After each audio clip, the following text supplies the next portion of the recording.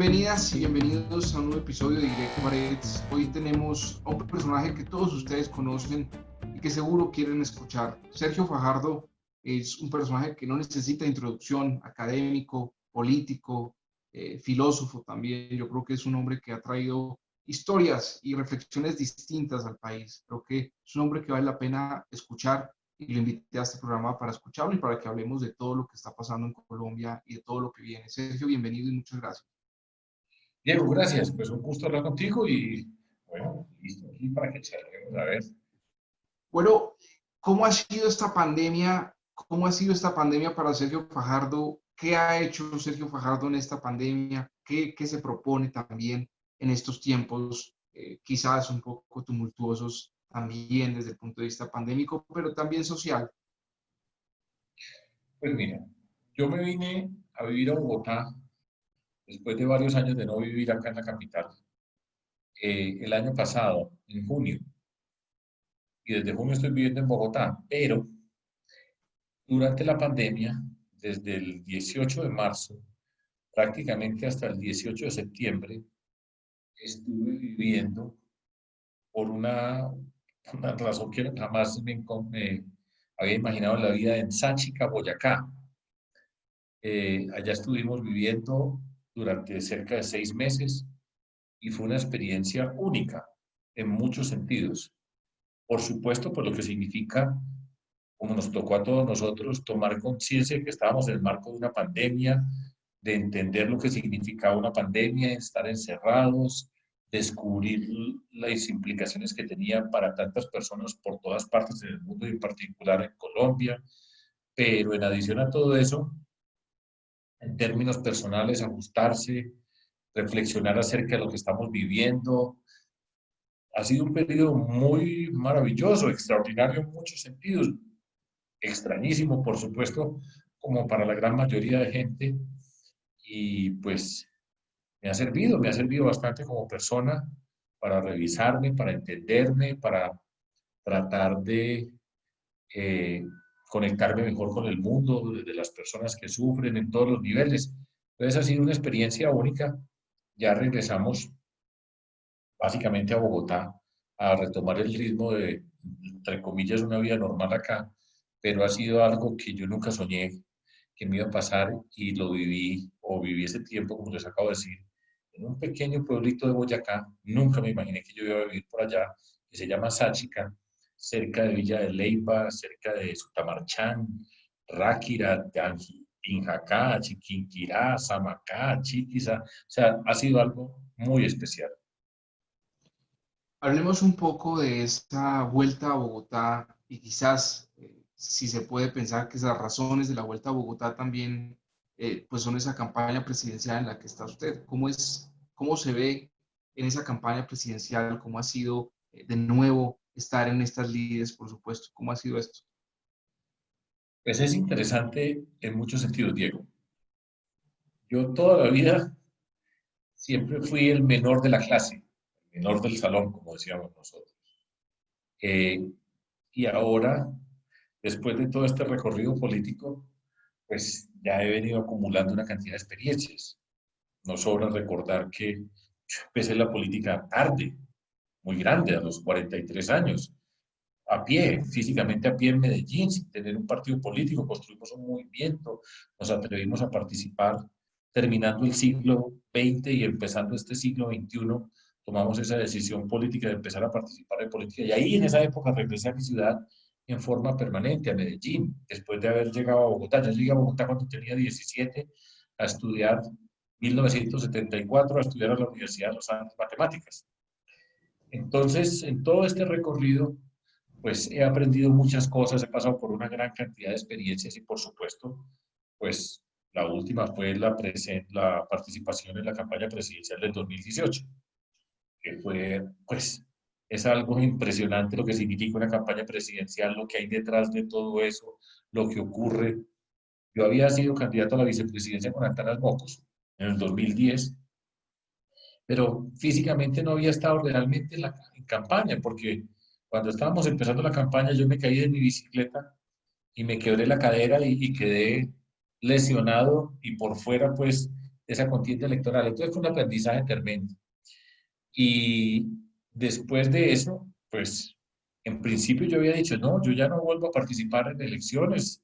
Yo ya he hecho un recorrido en la vida y yo quiero eventualmente volver a mi casa. Cuando decía volver a mi casa era al mundo de la universidad.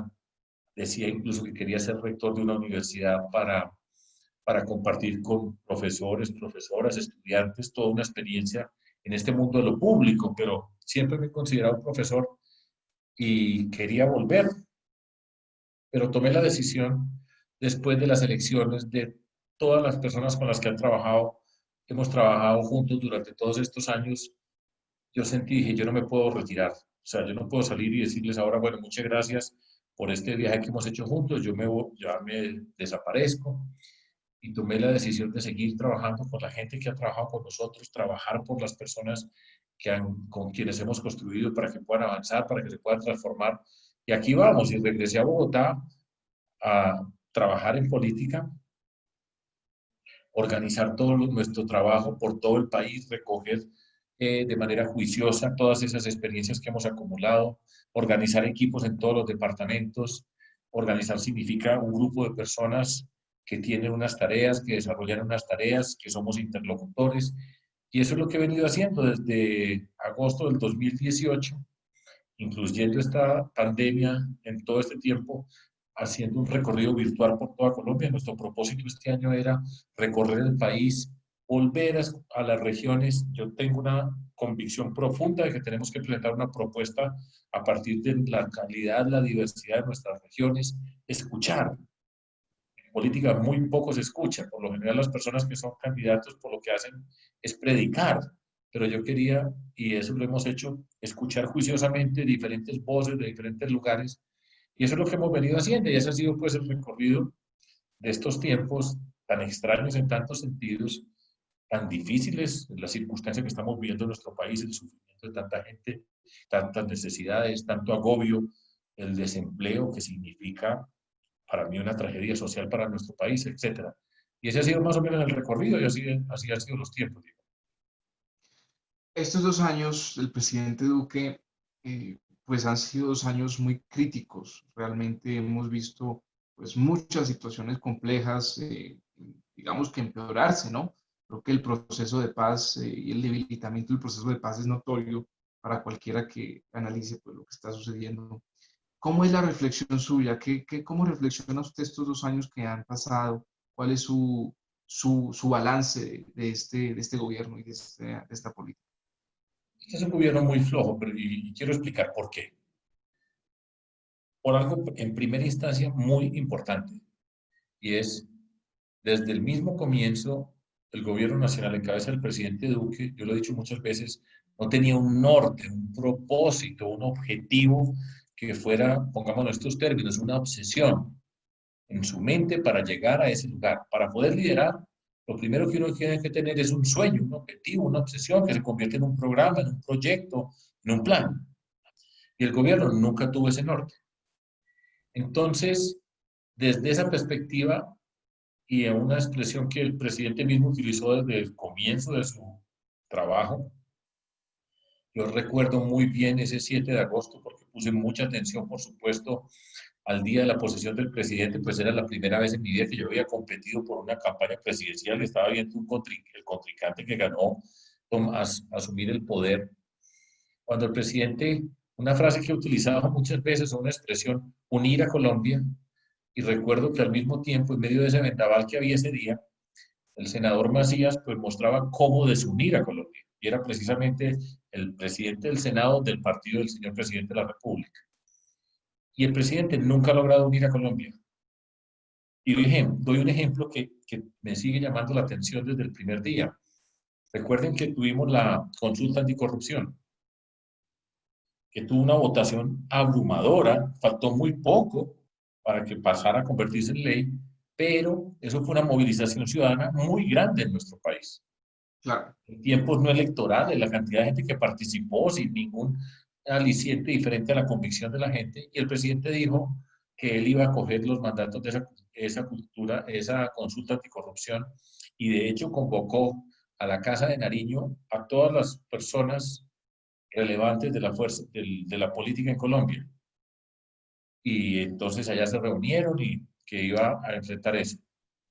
¿Ustedes han escuchado alguna vez la segunda reunión después de eso? ¿Algún seguimiento acerca de lo que se pretendía hacer? Nada, por una incapacidad precisamente de unir, de trabajar, de poner un norte, de señalar unos pasos para seguir, para llegar a donde uno pretende llegar, de hacer seguimiento, de ir explicando lo que pasa. Y ese ejemplo es una descripción de la forma como yo creo que se ha conducido el país.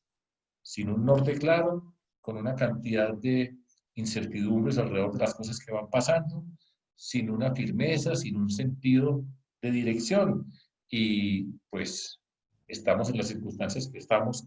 Tampoco se nos olvide lo siguiente, que en estos días que estamos en el marco de la minga y las discusiones que hay, recuerden o recordemos que en noviembre del año pasado hubo unas manifestaciones ciudadanas muy grandes en el sentido de unas marchas, de una expresión de una inconformidad, además en un espectro amplio de la sociedad colombiana, una inconformidad muy grande con el gobierno nacional, con la forma como se estaba conduciendo el gobierno nacional. Y yo recuerdo que el presidente, reaccionando ante eso, que fue grande, pero unas manifestaciones no vistas acá hace mucho tiempo, dijo que iba a desatar un proceso de escuchar, de un diálogo nacional, y en principio pretendía hacer eso, y después se iba a ver qué pasaba con ese gran diálogo nacional. Y llegó, por supuesto, la pandemia, y entonces todo eso se puso a un lado. Pero el país traía ese malestar, esa incertidumbre, esa inquietud, un país molesto con los temas de la desigualdad, con la corrupción, con un tema de polarización que viene permanentemente desde hace unos años ya en Colombia, y el gobierno que iba a escuchar, pues parecía que estuviera olvidando lo que estaba pasando, y ahora lo estamos viendo, es que los problemas de Colombia no han desaparecido, la pobreza, la desigualdad, ya estamos escuchando las cifras de pobreza, nuevas cifras de desigualdad, los problemas de desempleo, todo eso es un malestar muy grande que tiene Colombia y el gobierno nacional nunca lo supo atender, nunca lo supo entender y así estamos como estamos.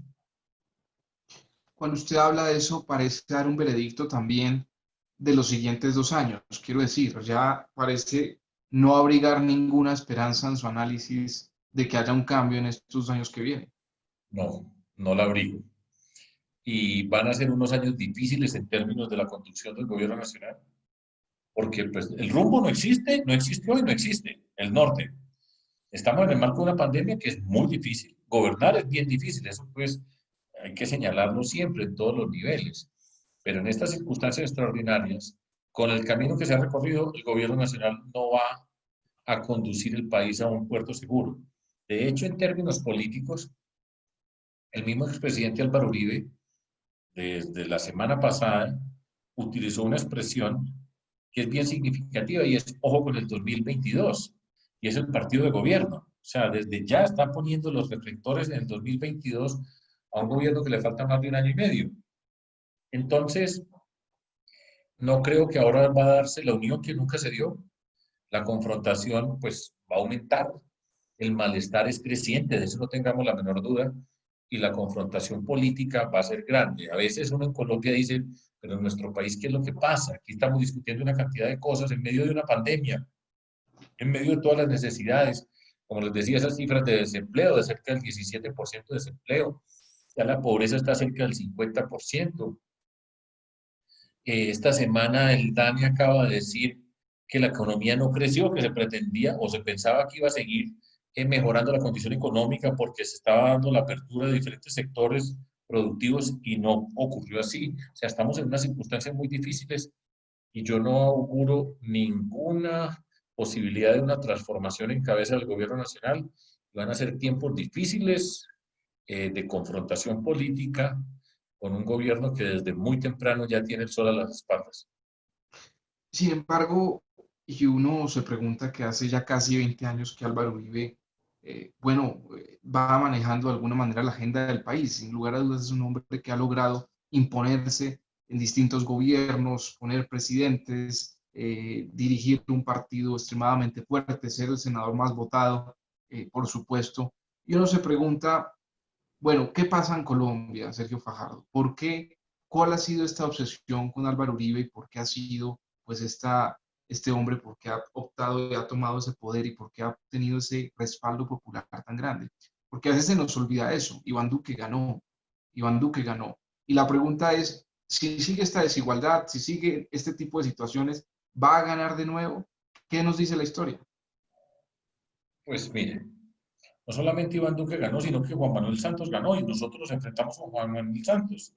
En el 2010, con Antanas Mocos, la llamada Ola Verde, les contaba pues que yo era candidato a la vicepresidencia, pero quedé lesionado cuando me caí de mi bicicleta y me quebré la cadera. Y en el 2018 también nos enfrentamos con el de Álvaro Uribe y ganó el presidente Duque, ¿cierto? Entonces, pues sin duda ha sido un poder extraordinario que creció desde la circunstancia como apareció con lo que ocurrió con las FARC en el año, al finalizar el siglo en el gobierno de Pastrana, en esa negociación fallida, lo que ocurrió con las FARC y lo que él representó, y sin duda tuvo un poder, se conectó con la gente y es un político, tremendo político. Eso no quiere decir que esté de acuerdo con lo que piensa, ¿sí? Pero la capacidad que él ha tenido como político, pues ha sido pues impresionante. Todos los que fueron presidentes fueron por él. Ahora, yo creo que ya se acabó la cancha. Eh, Cuando parecía que después del proceso de paz que construyó el presidente Santos y lo que ocurrió, que ya se estaba terminando ese poder tremendo del expresidente Álvaro Uribe, fueron capaces de enfrentarse y alrededor del plebiscito por la paz poner el no y de hecho ganar ese plebiscito por una votación margen muy pequeño, pero lo ganaron. O sea, eso es testimonio de una forma de la política, de una conexión con mucha gente en nuestro país. El que no quiere entender eso, pues está ciego, ¿cierto?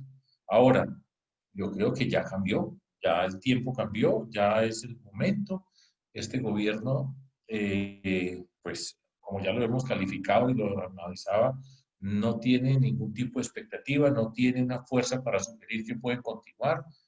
Y yo estoy convencido de que este es el momento de, así pasa en la historia, los ciclos se terminan y este gobierno entregará a un gobierno diferente para conducir el país de una manera diferente y yo espero que sea, pues como hemos señalado en alguna otra oportunidad, una convergencia por fuera de los extremos políticos, una convergencia alternativa, pero ha tenido un poder extraordinario y así es.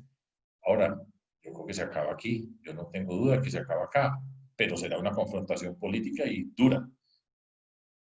Hablando un poco, usted dijo que, pues, que en su mediocridad Iván Duque no había tenido nunca ni tiene una visión de país. Pero bueno, ¿cuál es esa visión de país suya, la de Sergio Fajardo? Ya después de ser candidato durante tantos años, digamos, usted que ha ocupado pues escaños políticos importantes en el país, que ha sido gobernador, que ha entendido un poco las dificultades que tiene, por supuesto, la dirección política, que a veces se quieren hacer cosas y no se pueden, a veces es complejo, por supuesto, en un país como este es complejo hacer política, hacer todos los planes que se proponen. Pero ¿cuál es esa visión de país que usted hoy, en 2020, viendo todo esto, tiene, Sergio? Pues hagamos una pequeña descripción. O sea, yo he tenido un recorrido ya vasto. O sea, nosotros llegamos a la alcaldía de Medellín, en el año 2003 ganamos las elecciones y derrotamos a todas las fuerzas políticas tradicionales. Y por primera vez en la historia de la ciudad tuvimos un gobierno independiente, alternativo, que cambió primero la forma de la política. Es una observación que es importante hacer. Primero cambiamos la forma de la política y después gobernamos de una manera distinta y lideramos una gran transformación. Le cambiamos el rumbo a la ciudad de Medellín y abrimos un camino, un capítulo nuevo en la historia de la ciudad, del cual yo me siento muy orgulloso y demostramos que se podía hacer una transformación.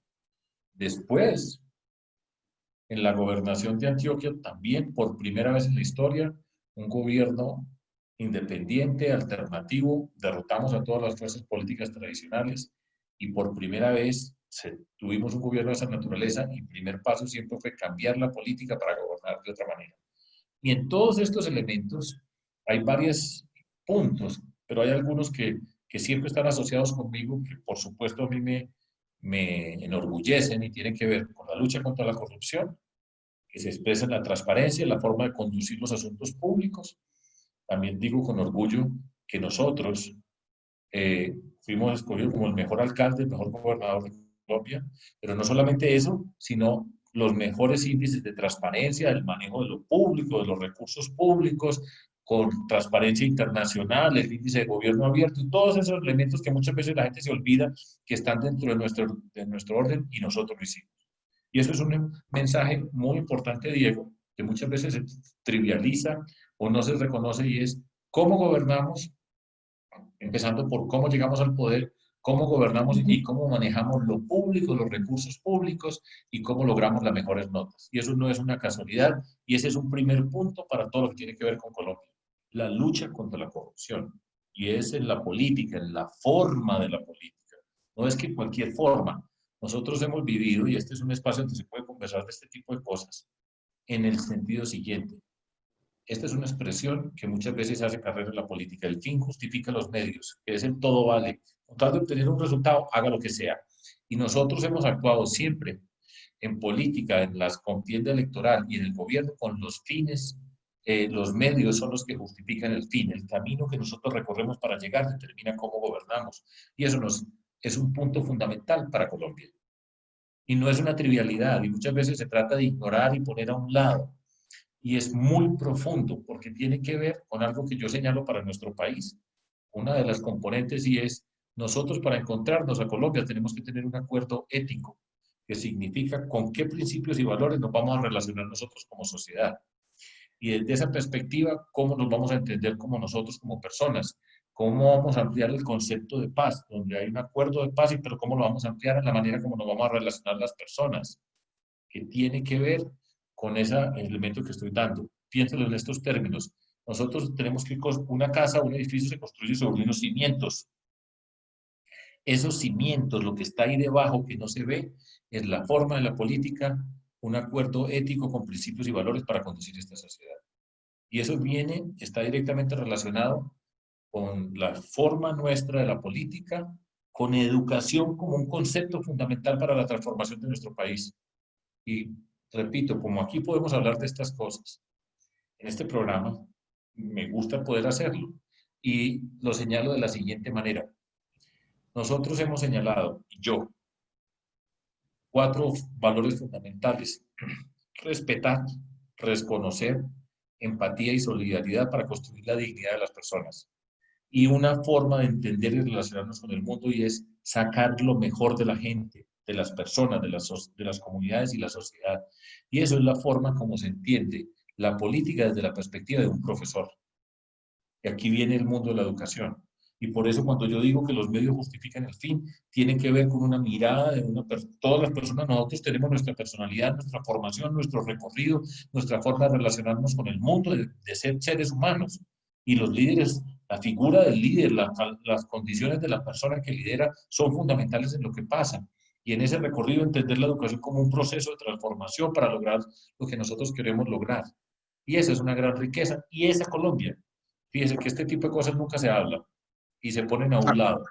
Y eso hace parte de la Colombia que nosotros queremos construir, de la cual yo quiero ser parte, por supuesto, y ponerle esos cimientos éticos a nuestro país. Para arrancar, todavía no he empezado a hablar del edificio que viene arriba, ¿sí?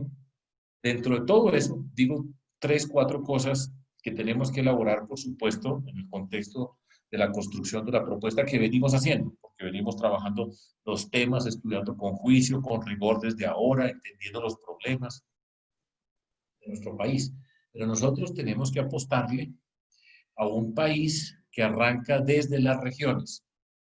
Yo he vivido mucho tiempo en Bogotá y quiero esta ciudad, pero yo vengo de una región y he recorrido el país y Colombia no ha, desde el poder central, no de la ciudad de Bogotá, la ciudad de Bogotá de todos nosotros. Aquí estamos gente de todas partes y esta es la ciudad de las oportunidades de nuestro país.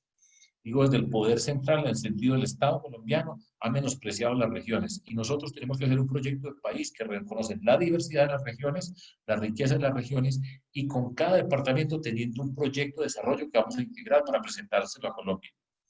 Y lo estoy diciendo porque yo fui gobernador y porque a mí me tocó desde ser alcalde de Medellín y de ser gobernador, de, por ejemplo, de Antioquia, con son 125 municipios, desde Urabá, que es el Mar Caribe, la selva del Chocó, el Magdalena, el río Cauca, todo eso, entender lo que pasa en las diferentes regiones de Colombia y hacerlo parte de un proyecto. Apostarle al desarrollo rural como un reto fundamental de Colombia, que significa avanzar en esa construcción de la paz para llegar al mundo rural. Hacer, por ejemplo, de la seguridad alimentaria un proyecto estratégico del país y entender la riqueza de esa naturaleza, de esa biodiversidad, para incorporarla en el desarrollo y convertirla en una riqueza social, enfrentar lo que tiene que ver con el cambio climático y hacer una transición de esta sociedad a una sociedad sostenible, sustentable, que tiene una gran riqueza desde su geografía. Y todo eso tiene que ir acompañado de la incorporar la educación, el conocimiento, la ciencia, la tecnología en todo el desarrollo de nosotros como sociedad. La apuesta por los jóvenes, que es una apuesta grande hoy en el mundo, porque esta es una generación distinta, una generación de las incertidumbres, de una cantidad de elementos que tienen que ver con sus vidas, es una apuesta por el desarrollo de jóvenes que pasa por el tema de la educación. ¿Cuál es la educación que necesitamos para estos tiempos? Y por supuesto el desarrollo de las mujeres como tema fundamental para poder avanzar en Colombia. O sea, todo esto es un mundo apasionante. Ese trabajo lo estamos haciendo. En este momento estamos avanzando en temas económicos. La semana pasada presentamos una propuesta de empleo de emergencia ya, emergencia. Esto hay que tratarlo urgente porque es una calamidad social lo que vivimos y las cifras que estamos viviendo. Ya presentamos una propuesta antes para evitar que por razones económicas la deserción de tantos jóvenes del mundo de la educación superior. El mejor empleo para un joven es estudiar. También presentamos para jóvenes de zonas marginales, zonas vulnerables, para evitar todos esos asesinatos. O sea, nosotros venimos trabajando en educación, en economía, en medio ambiente, en desarrollo rural. Empezamos a desarrollar los grupos de estudio alrededor de la salud, de la justicia, lucha contra la corrupción, desarrollo de las mujeres. O sea, esta es una parte apasionante de la política. Tener todo un país, yo puedo cerrar los ojos y me puedo ubicar en cada departamento, entender las necesidades y vamos a construir todo este proceso. Pero estamos haciendo, Diego, durante todo este recorrido, escuchando mucho. Escuche, escuche, escuche. Entienda la diversidad de las personas para presentar una propuesta bien sólida para nuestro país. Hablando de acuerdos éticos y acuerdos fundamentales que cualquier sociedad que quiera avanzar necesita, cuando usted habla de acuerdo ético, por supuesto me hace pensar en el proceso de paz y en la dificultad, Sergio Fajardo, de que gran parte del país entendiera que esa paz que se firmaba y esos acuerdos, pues iban a significar un avance colectivo, que es algo que a veces nos cuesta, buscar esos avances colectivos. Muchos sectores se fueron al extremo uribismo, para no decir la extrema derecha, sino el extremo uribismo, y decidieron hacerle una guerra frontal al proceso de paz. Muchos sectores también de empresarios y podríamos decir personas que generan recursos de gran escala, sentían mucho miedo de un hombre como Gustavo Petro. Evidentemente no es algo que yo estoy diciendo, es algo que se dice y es algo que muchos sectores privados han dicho. Y la pregunta es, ¿cómo construir una visión donde quizás haciendo esfuerzos serios quepa la gente y quepa desde el empresario que tiene mucho hasta el indígena que está hoy en la plaza pidiendo que le respeten su vida y sus derechos? ¿Cómo se inventa uno algo para seducir a toda esa gente, Sergio? Porque son diferencias muy grandes. Yo veo la gente con mucho odio, la gente con mucha diferencia. ¿Cómo ha sido su papel ahí? Que usted ha logrado también, hay que decir, ser escuchado en mesas muy diferentes. Pues mira, mi convicción en todo esto es, de nuevo, tener claros los principios y los valores sobre los cuales se construye. Repito, eso no es una trivialidad. Muchas veces la gente dice, no, hagan un acuerdo programático. Y si no, el acuerdo programático es que eso lo pueden hacer y el problema son los egos. Yo siempre digo, no tiene que ver con egos, es una trivialización de lo que significa, cuáles son los principios y los valores sobre cuáles queremos construir esta sociedad. En particular, por ejemplo, cómo trato al diferente. Si tú y yo somos diferentes, ¿cómo te trato yo a ti? Un esquema que se busca dentro de los extremos es precisamente la polarización. Y la polarización lo que busca no es que haya confrontación de ideas. Eso es, perdón, es necesario, legítimo, que haya muchas visiones, ideas, que podamos confrontarlas, etcétera. Pero la polarización es cuando usted mira el mundo desde una perspectiva, usted o está conmigo o en contra mía. Es decir, usted es amigo o es enemigo. Y si es enemigo, lo voy a destruir. Ese es el lenguaje de la guerra. Y en ese contexto, y eso es lo que da miedo a muchas personas, porque entonces, si usted es diferente, lo tiene que destruir. Y aparece la rabia, el resentimiento, el deseo de venganza, la agresión verbal permanente. Eso es un elemento que se ha vuelto recurrente en nuestro país. Los insultos, las mentiras, las agresiones, y eso genera miedo, y eso genera pues un daño muy grande para una sociedad. Y yo lo digo con una frase también muy sencilla, tenemos que ser capaces de ser diferentes sin ser enemigos. Yo no lo tengo que destruir porque piense diferente a mí. Y tenemos que aprender a tratarnos en un terreno distinto. Y lo que yo he hecho siempre en todo este mundo de la política durante todos estos años es ser coherente y ser consistente. Ustedes no me han oído a mí hablando de nadie, ni me oyen hablando de nadie en privado, ni en público. Siempre seré respetuoso de las personas, explicar como estoy explicando las cosas y siempre con una disposición a construir. Eso es parte de la contribución y lo que significa, pues lo que nosotros representamos en términos políticos para nuestro país. Y eso es necesario y lo representamos las personas. Trata a los demás como quisieras que te trataran a ti. El cabeza. Esa es una forma de relacionarse y de tramitar las diferencias y la forma como queremos relacionarnos en el mundo. Yo creo profundamente en eso y creo que una polarización en Colombia, en ese de amigo-enemigo, como se quiere plantear, es nefasta para nuestro país. Entonces, creo que se puede, desde esta perspectiva que estoy señalando, escuchar a todos los sectores, respetar a todos los sectores y tener la capacidad en verdad de encontrar puntos para unirse y respetar los puntos de diferencia sin que se conviertan en más violencia en un país como el nuestro que necesita pasar esa página que nosotros no hemos podido pasar. Nosotros tenemos que pasar una página nueva, escribirla con una letra nueva en Colombia y seguimos atrapados en una página que tiene la violencia como una característica permanente de nuestra sociedad. Mira lo que está pasando hoy, el asesinato de líderes sociales, de líderes políticos. Me entero ahora que acaban de asesinar a otra persona que el líder de la Colombia Humana. O sea, esto no puede ser. Esto todo es una violencia recurrente, permanente, de daño, que produce más violencia. Y nosotros, pues, nuestro reto es superarla y apostarle a la inteligencia, así como suena, así puede sonar sencillo, pero es... Sergio, hay un tema y es que de todas maneras usted junto a Gustavo Petro representan probablemente, digamos, los líderes más importantes de esa renovación política en Colombia, o de ese, digamos, esa política hecha desde lugares diferentes, no desde los lugares de los establecidos, de partidos establecidos históricamente, quizás con una mirada distinta. Pero, ¿cuál es la diferencia en su modo de ver de usted y él? ¿Cuál es la diferencia? Si es profunda o si es solo de forma o es de fondo. A usted las formas le importan mucho, lo ha dicho en este programa varias veces. Diego, Entonces, a ¿cuál mí es? todos los días de la vida me preguntan por Petro. Yo, si usted mira mi tweet, mira mi Twitter, perdón, mira lo que yo digo, yo no estoy hablando de él permanentemente y trato de que cada quien tenga su espacio y se muestre cómo es y se escoge, ¿sí? Pero todos los días de la vida me preguntan, yo soy una persona educada, te voy a contestar, ¿sí? Y llevo yo 2 años contestando desde que voté en blanco, ¿sí? Hasta el día de hoy, todos los días que yo me levanto me insultan porque voté en blanco y toda la cantidad de expresiones en contra mía porque he dicho que yo con Gustavo Petro no puedo participar en una construcción.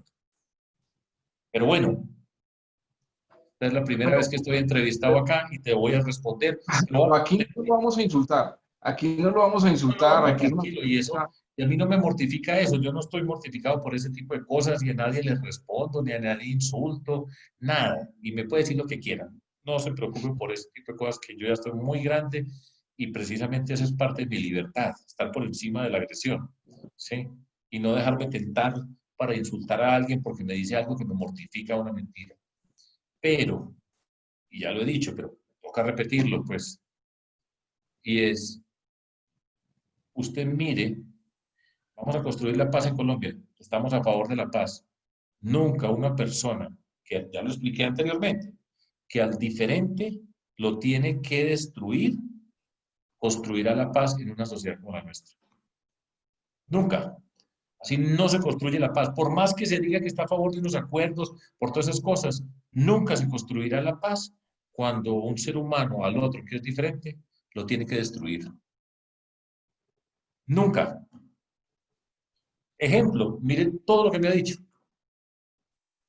Todo, porque además la gente dice cosas. Yo, por ejemplo, revisa, aquí pues no hay tiempo para estas cosas, pero de pronto alguien podría decir, revisen, pues no es el proyecto de la vida. ¿Qué ha dicho el señor Petro del señor Fajardo o qué ha dicho el señor Fajardo del señor Petro? Y revise todo, todos los medios, en entrevistas, en tweets, tal cosa. Si usted lo revisa, entiende exactamente qué es lo que yo le estoy diciendo. Si yo le digo a usted que usted es un corrupto, que usted es un criminal, ¿usted se junta conmigo? No, por Por eso, principios no podría. Por principios no podría. por eso. Sencillo. Pero fíjese, Sergio, que mi pregunta no era si usted haría alianzas o no con Gustavo Petro. No es mi pregunta, creo que esa pregunta ya la responderán ustedes ya en el marco electoral. No, mi pregunta es para un elector, para un periodista, para una persona que lo está escuchando a usted. ¿Cuál es la diferencia que usted considera profunda La que con acabo de Gustavo? explicar. La que acabo de explicar. Y nosotros somos seres humanos y cada uno de nosotros es un líder y la forma como uno se comporta determina la forma como se conduce la sociedad. Eso no tengo la menor duda. Esa Hablemos es. Me gusta. Hablemos un poco de esa posición que se viene, un poco de esa polarización con los centros, con las izquierdas también, y cómo unir ahí y cómo, digamos, convocar a una unidad nacional, digamos, a defender ciertos acuerdos fundamentales, incluido el proceso de paz. ¿Cuál es ese llamado? ¿Cómo es ese llamado? Sí. Pues, repito de nuevo, el esquema que yo tengo en la mente. Primero, el acuerdo ético. El acuerdo ético pasa, Diego, por cómo nos tratamos tú y yo. O sea, cómo vamos a tratar a las personas. Es que eso es importante. Esto no es un chiste. Esto es serio. ¿Sí? ¿Cómo trata una persona al diferente? En esta Colombia violenta, de agresión permanente, eso es un punto fundamental para poder transformarnos como sociedad. Entonces está esa parte del acuerdo ético. Ahora, yo creo, voy a explicarlo de la siguiente manera. Por supuesto, yo voté a favor de los acuerdos de paz, ¿sí? Yo era gobernador de Antioquia cuando estábamos en toda la construcción de la paz. De hecho, eh, Iván Marulanda, que trabajaba conmigo en la gobernación, lideraba un programa que se llamaba Apostémosle a la Paz. Nosotros, por iniciativa nuestra, por todas partes explicando las bondades de la paz. Y uno de los grandes problemas que tuvo el acuerdo de paz fue que no se hizo pedagogía para la paz.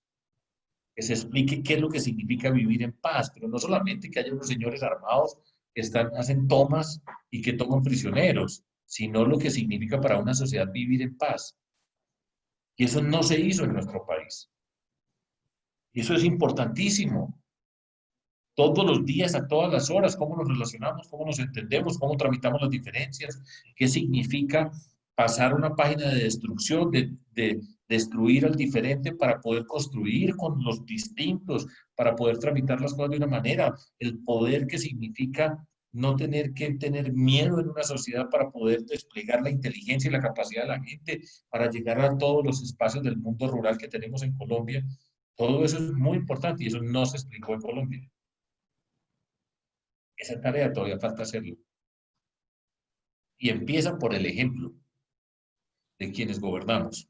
Yo soy un profesor y yo tengo la conciencia perfectamente clara, Diego, de que toda actuación de quienes tenemos una responsabilidad pública en algún sentido estamos educando a la ciudadanía.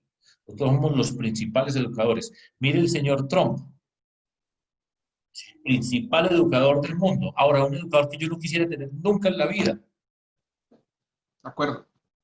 Y usted mira y de si gana el mes entrante, ¿qué significa? ¿Cómo es el bully? ¿Usted se imagina cómo era en el colegio? Con el que Claro. veía débil. Nosotros tenemos que entender eso para poder transformar esta sociedad.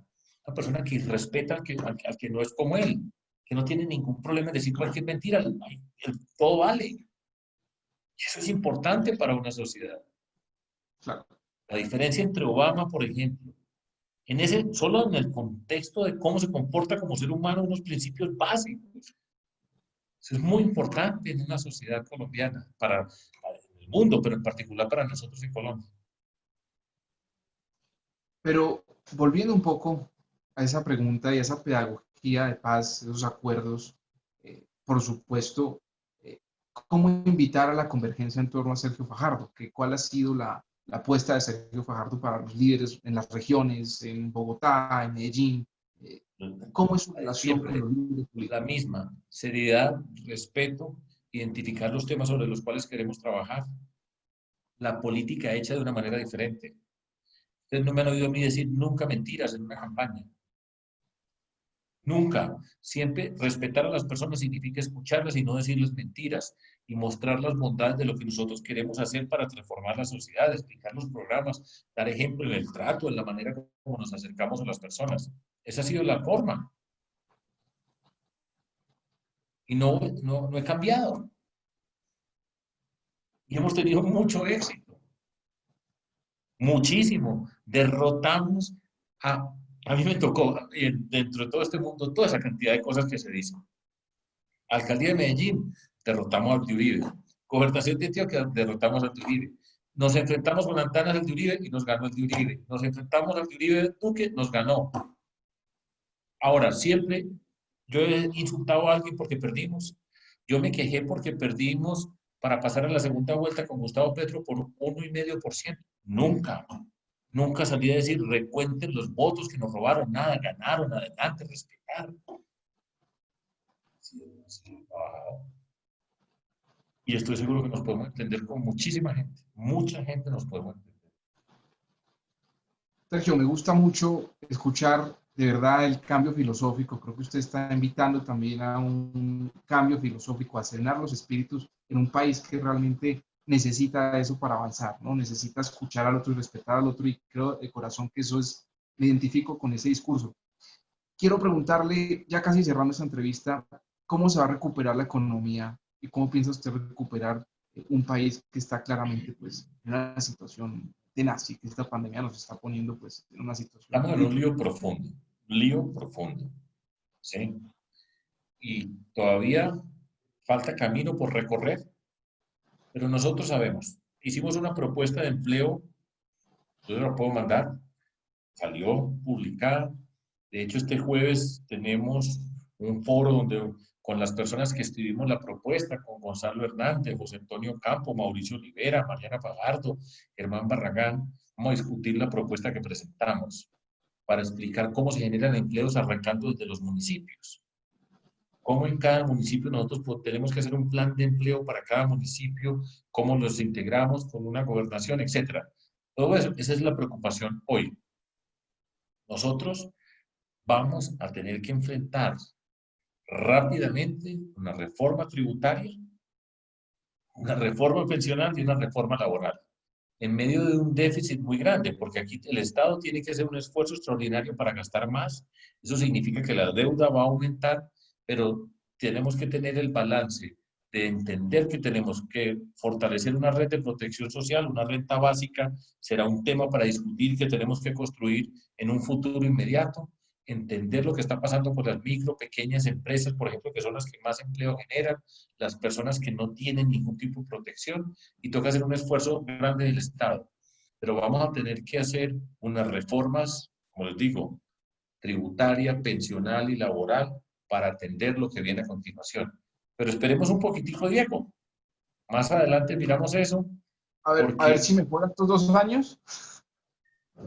Ya dijo algo que va a no va a mejorar, mejorar. pero vamos a quedar en una condición muy difícil. Es que, pues, lo que está pasando es muy serio en Colombia. Las desigualdades sociales cada vez son más profundas, la pobreza, más gente en pobreza. Es una sociedad, el malestar con la corrupción aumenta y todo eso lo tenemos que tener en cuenta nosotros.